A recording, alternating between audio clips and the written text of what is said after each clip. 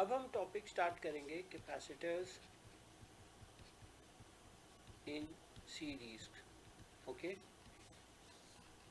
तो let's say हमारे पास तीन डिफरेंट कैपेसिटेंस है, C1, C2 और C3। कैपेसिटेंस के कैपेसिटर्स है, ठीक है, और ये एक बैटरी से कनेक्टेड है और ये स्विच आपने बंद किया। अब होगा क्या कि इसके अंदर करंट फ्लो करना शुरू करेगा। करंट का मतलब है चार्ज। तो जो करंट है वो बेसिकली सेम फ्लो कर रहा है। अब जब since current is same through out the circuit, therefore charges deposited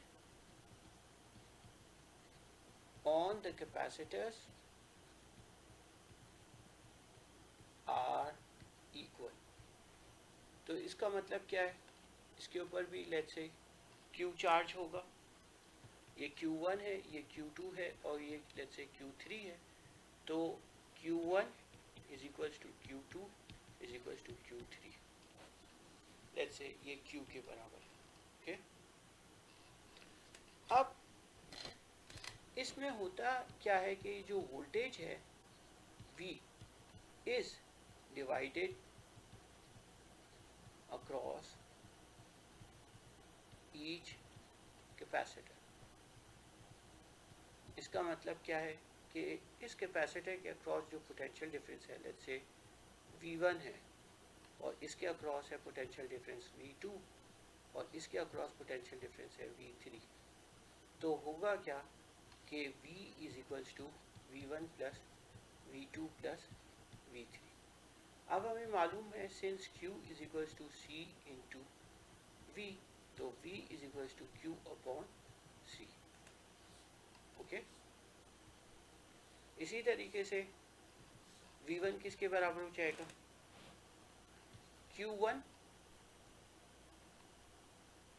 upon C1 plus Q2 upon C2 plus Q3 upon C3। और V क्या हो जाएगा आपके पास, जो नेट चार्ज होगा Q net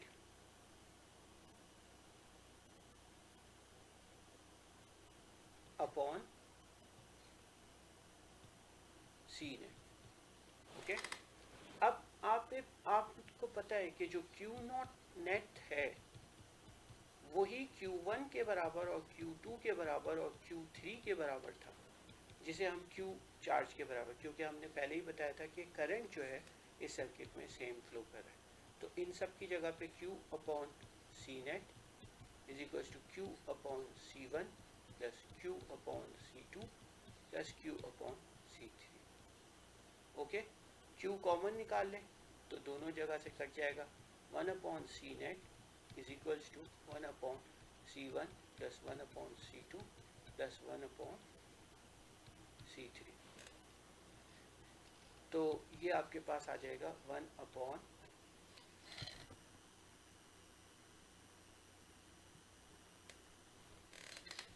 C equivalent C net is equal to 1 upon C1 1 upon C2 plus 1 upon C3। और इसी तरीके से अगर n नंबर ऑफ हमारे पास कैपेसिटेंस है तो 1 अपॉन Cn। ये पैरेलल कॉम्बिनेशन होता है।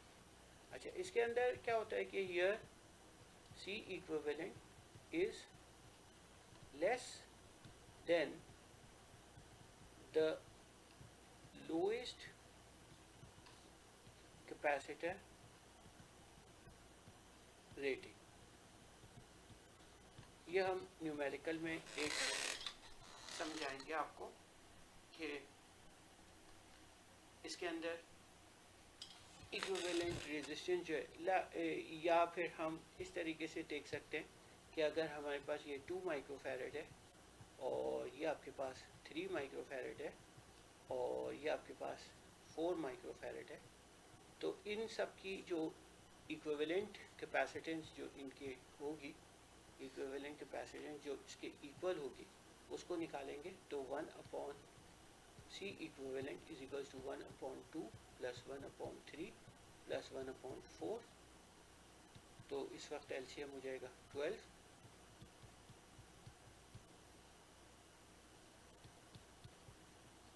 C equivalent 1/C equivalent is equals to 13/12. तो C equivalent की वैल्यू क्या हो जाएगी 12 डिवाइडेड बाई 13 और 12 डिवाइडेड बाई 13 की वैल्यू आती है 0.92 माइक्रो फैरेड. तो ये इंडिकेट कर रहा है कि देखिए ये स्टेटमेंट हमारा था C equivalent is less than 0.92 है, less than the smallest lowest या स्मॉलेस्ट कैपेसिटेंस, यानी जो स्मॉलेस्ट कैपेसिटेंस थी 2 उससे. जबकि पैरेलल में क्या होता है C equivalent is higher than the highest capacitance value. Okay, I hope so ये वाली टॉपिक क्लियर है. और इसके बाद हम अब हमारे पास एक एग्जांपल है जो हमें सीरीज़ कॉम्बिनेशन का कैपेसिटर्स का सॉल्व करना है. C1, C2, C3 आपके पास 3 कैपेसिटर्स दिए हुए 3 माइक्रोफैरेड, 4 माइक्रोफैरेड और 5 माइक्रोफैरेड रिस्पेक्टिवली, और 6 वोल्ट की बैटरी आपने लगाई हुई है. जब आपने स्विच बंद करना है तो लेट्स से यहाँ पे मैं स्विच बना देता हूँ.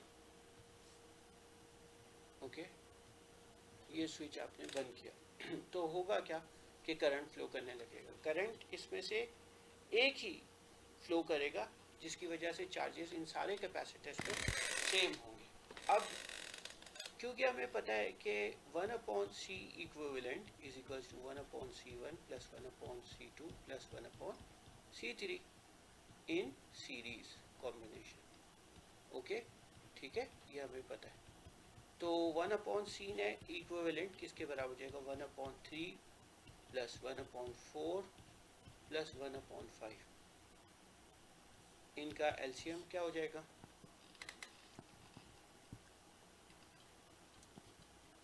5, 3 और 4.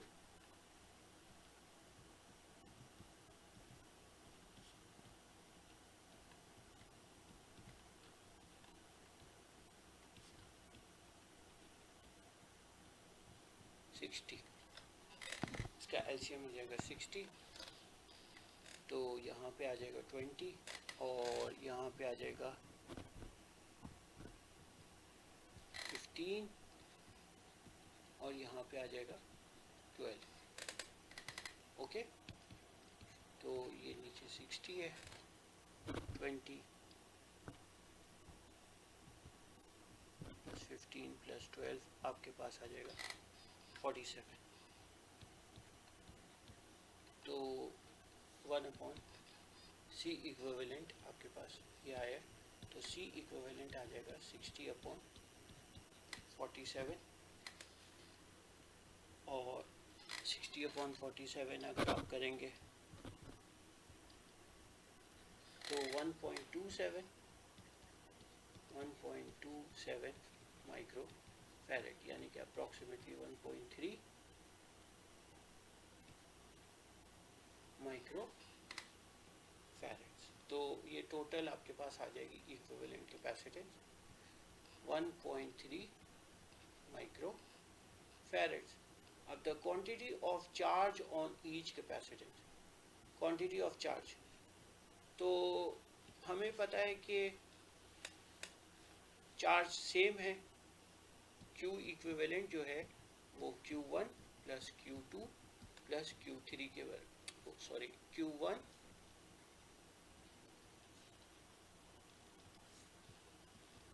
Q इक्विवेलेंट, और Q इक्विवेलेंट की वैल्यू क्या हो जाएगी C इक्विवेलेंट इनटू वोल्टेज.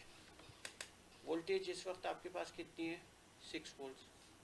तो Q इक्विवेलेंट की वैल्यू क्या हो जाएगी C इक्विवेलेंट 1.3 इंटू 6.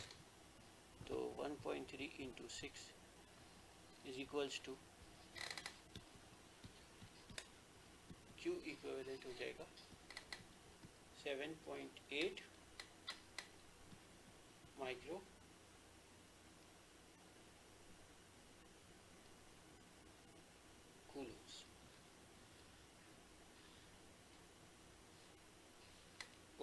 तो इसका आंसर आ जाएगा आपके पास 7.8 माइक्रो कूलम्स।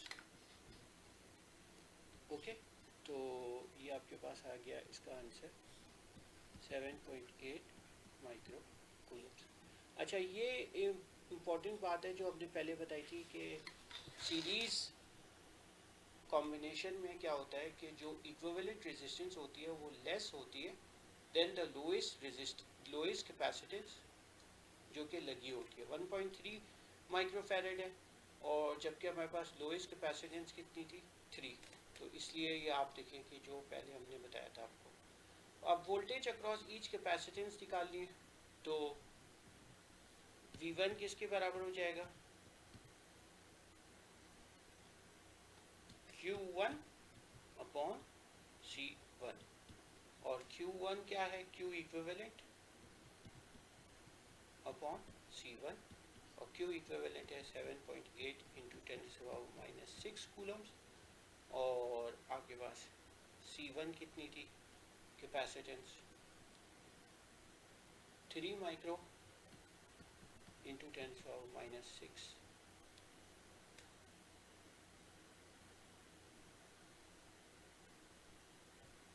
फैरेड्स। ओके, तो अब क्या हो जाता है,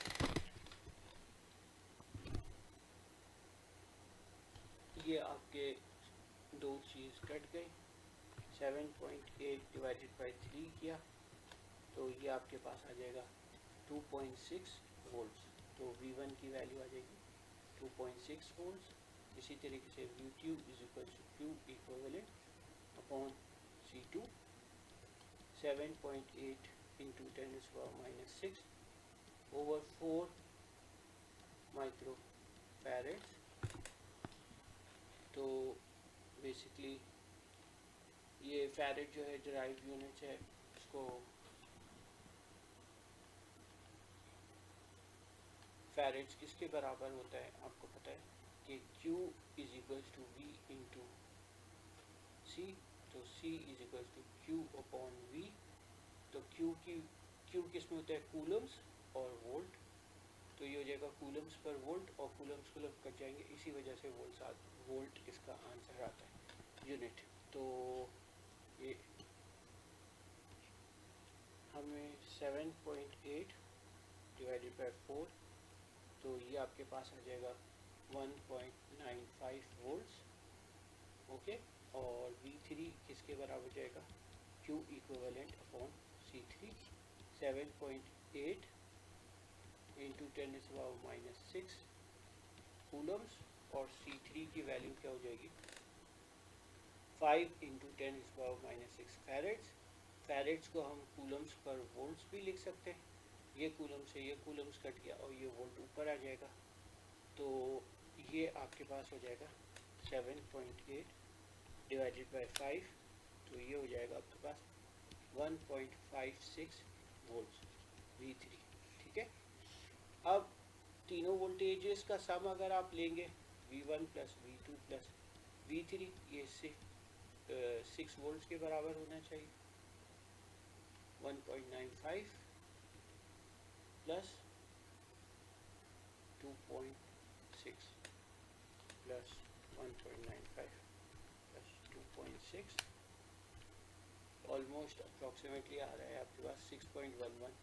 यहाँ पे राउंडिंग कर दी थी तो इस वजह से तो 6 वोल्ट्स के पास आएगा। तो ये हमारा न्यूमेरिकल था जो हमने सॉल्व किया, एग्जाम्पल था 1.56, 1.95 और 2.6। तो होप सो ये टॉपिक आपको क्लियर हुआ होगा कैपेसिटर्स का, जिसमें हमने कैपेसिटर्स के बारे में पढ़ा, कैपेसिटर के यूनिट के बारे में पढ़ा, फैरेड्स, और फिर उसके बाद सीरीज कॉम्बिनेशन और पैरेलल कॉम्बिनेशन पढ़ी और कुछ एग्जांपल्स की। नेक्स्ट हम पढ़ेंगे different types of capacitors. Thank you very much.